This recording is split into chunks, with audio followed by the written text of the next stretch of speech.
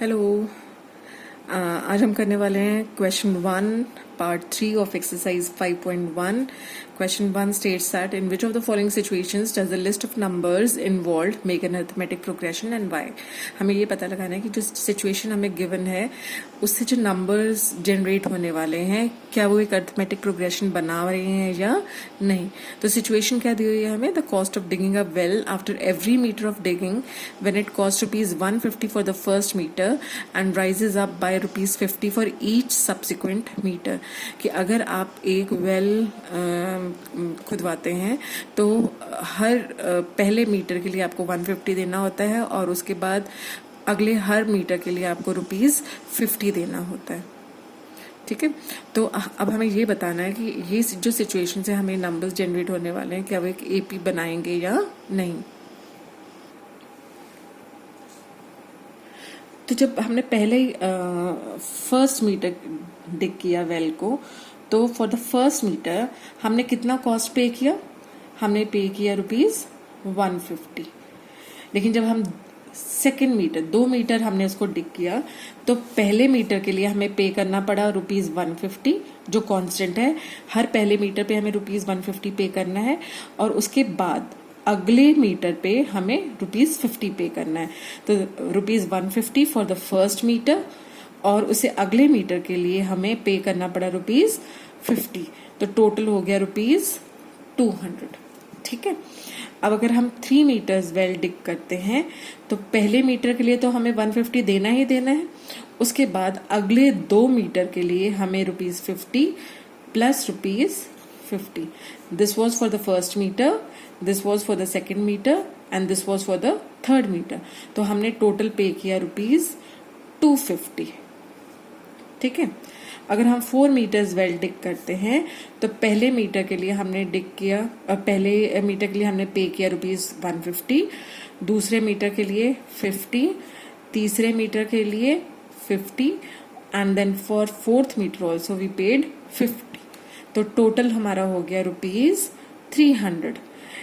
ऐसे ही हम आगे भी निकाल सकते हैं, लेकिन अब हमारे पास ये जो लिस्ट ऑफ नंबर्स जनरेट हो रही है, आपने देखा कि पहली टर्म हमें मिली for the first meter we have to pay 150, for the second meter for 2 meters we have to pay ₹200, for 3 meters we have to pay ₹250 and for 4 meters we have to pay 300, for 5 meters इसी तरह हम निकाल सकते हैं आगे।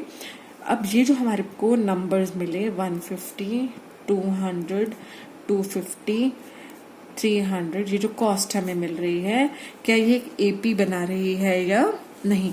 अब AP check करने के लिए कि एक एपी है या नहीं, हमें पता है अगर 2 कॉन्जिक्यूटिव टर्म्स के बीच का डिफरेंस सेम हो तो वो जो बनने वाली सीक्वेंस है वो एक अर्थमेटिक प्रोग्रेशन होती है ना।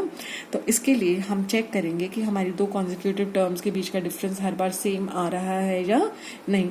अगर A1 हमारी फर्स्ट टर्म है 150, A2 हमारी सेकेंड टर्म है 200, A3 हमारी थर्ड टर्म है 250, A4 हमारी फोर्थ टर्म है 300, तो हम देखेंगे कि A2 माइनस A1 जो है वो है 200 माइनस 150 विच इज 50।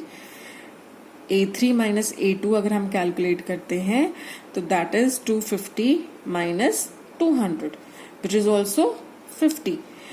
अगर हम A4 माइनस A3 निकालते हैं तो वो है 300 माइनस 250 विच इज अगेन 50, है ना। तो आप देख रहे हैं कि हर बार कॉन्जिक्यूटिव टर्म्स के बीच का डिफरेंस सेम आ रहा है 50। That means the difference between any 2 consecutive terms of this series of this sequence is a constant. Therefore in this sequence is forming an AP। तो ये जो हमारे को लिस्ट ऑफ नंबर्स मिल रहे हैं ये एक AP बना रहे हैं। ठीक है, तो हम ये कहेंगे कि therefore it is an AP।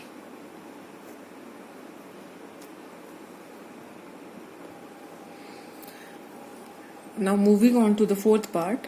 Fourth part क्या है, the amount of money in the account every year when ₹10,000 is deposited at compound interest at 8% per annum. आप लोगों ने कंपाउंड इंटरेस्ट और अमाउंट के बारे में पढ़ा है क्लास 8 में, है ना। तो how do you calculate the amount. अगर इंटरेस्ट आपका compound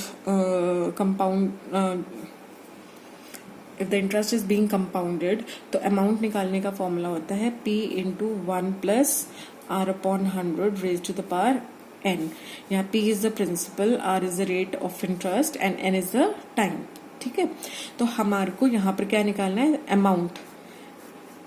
that means we have to find out A for every year that goes by. ठीक है, अगर सपोज हमारे पास पहला साल है, पहले साल के लिए आपका अमाउंट आपको कैलकुलेट करना है, तो amount will be equal to P is 10,000, है ना, 1 plus R is 8 upon 100 raise to the power n is the time. For first year n will be 1.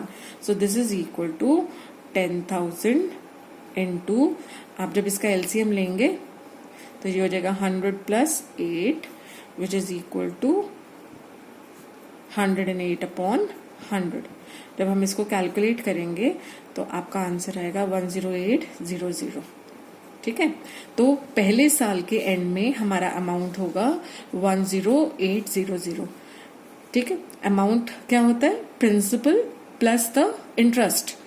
तो हमको 10,000 तो हमारा प्रिंसिपल था, इसका मतलब हमें इंटरेस्ट मिला 800 रुपीज.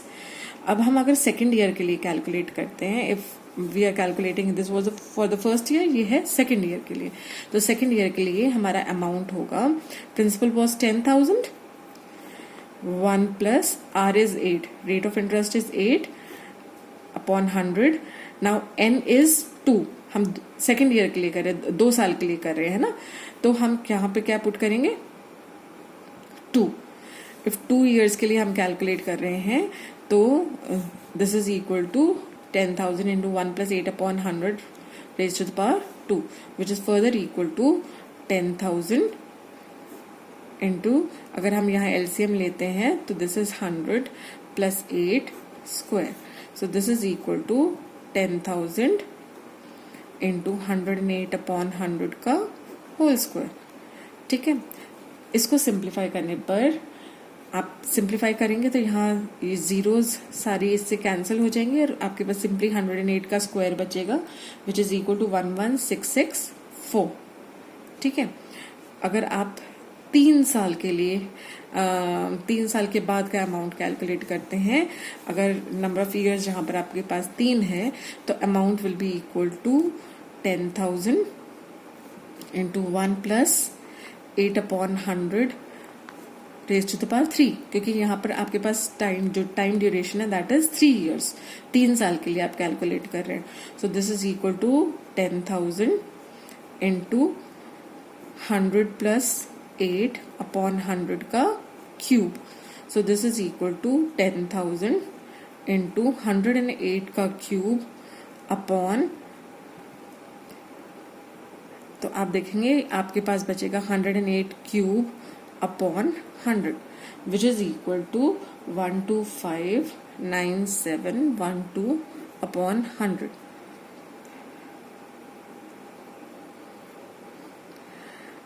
अब अगर हम इन टर्म्स को ऑब्जर्व करें, पहले साल का आपको अमाउंट मिला 10800, दूसरे साल का आपको अमाउंट मिला ₹11664, है ना, और तीसरे साल का आपको अमाउंट मिला 12597.12. तो आपको ऑब्जर्वेशन से ही पता चल रहा है कि हर बार जो डिफरेंस है वो डिफरेंट आ रहा है. It's not the same every year, है ना. हम एक बार यहाँ इसको सबट्रैक्ट करके देख लेते हैं. अगर हमारे पास टर्म्स क्या आ रही हैं, 10800, और दूसरी टर्म क्या आ रही है 11, यहाँ देखिए सेकेंड ईयर के एंड में हमारे पास जो टर्म है दिस इज 11664. थर्ड ईयर के एंड में हमें जो अमाउंट मिलने वाला है वो है 12597.12, है ना. अब इनके बीच का डिफरेंस अगर हम कैलकुलेट करते हैं तो 11664 minus 10800 is this is equal to,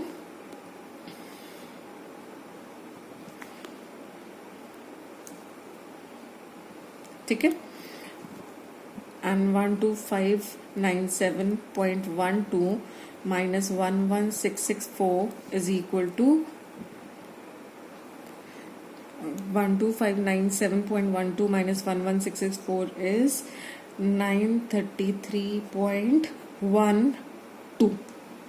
ठीक है, तो आपने देखा कि दोनों बार जो डिफरेंस आ रहा है दैट इज डिफरेंट. अगर डिफरेंस जो अलग आ रहा है that means this is not an AP. ये जो हमें टर्म्स जनरेट होने वाली हैं, जो सीरीज जो हमें लिस्ट ऑफ नंबर्स मिलने वाला है, वो एक एपी जनरेट नहीं करेंगे. ठीक है, therefore it is not an AP. क्यों नहीं है एपी?